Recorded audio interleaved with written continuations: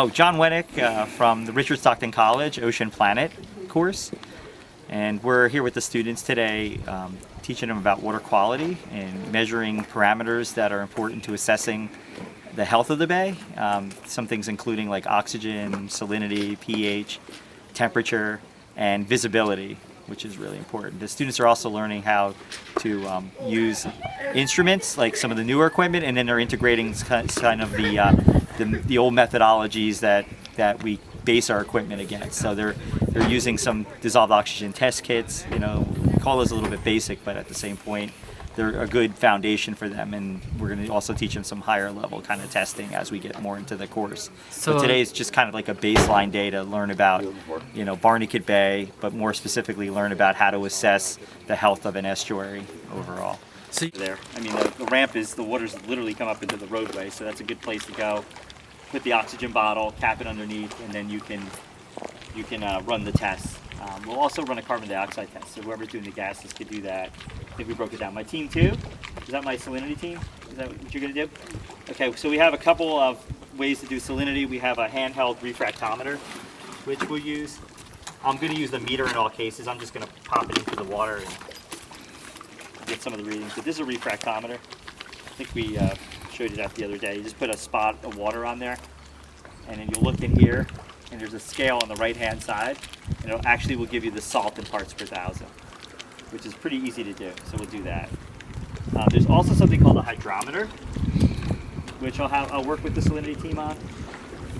You just fill this tube up to the bottom of the lip, and you pop in this hydrometer right here, and drop it. There we go.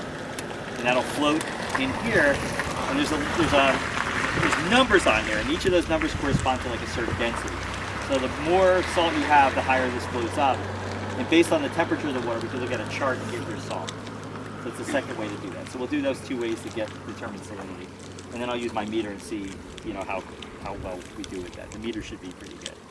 So that's my salinity team. Weather, it's real simple.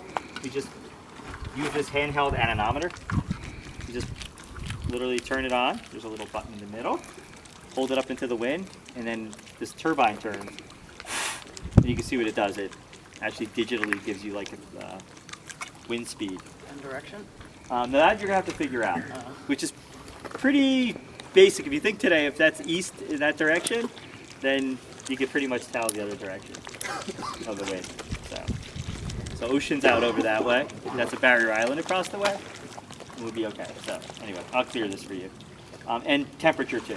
I have this just sitting out here. It's giving us the air temperature right now. There's a temperature meter, and this is just giving us the air temp. Then my other team, they were going to do like the visibility stuff, right? So what you would do is, and I'm going to work with you, you're going to go off the edge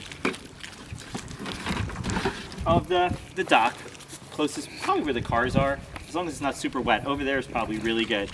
And we'll put this into the water, and you'll keep putting it down until this disc, you can't see this disc anymore. This is called a Secchi disc. And I had it up on the board in the classroom, but I'll write it back up there again.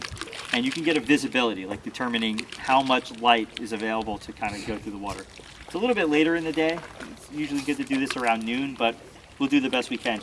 Each one of these little ties on here looks like that's like they don't look like they're in place. They're supposed to be like foot intervals, but I do have a tape measure, so we can actually look at where this disappears in the water column, and then you can determine that. You know, here's the water level here, you say here, pull it back up, and then we'll see.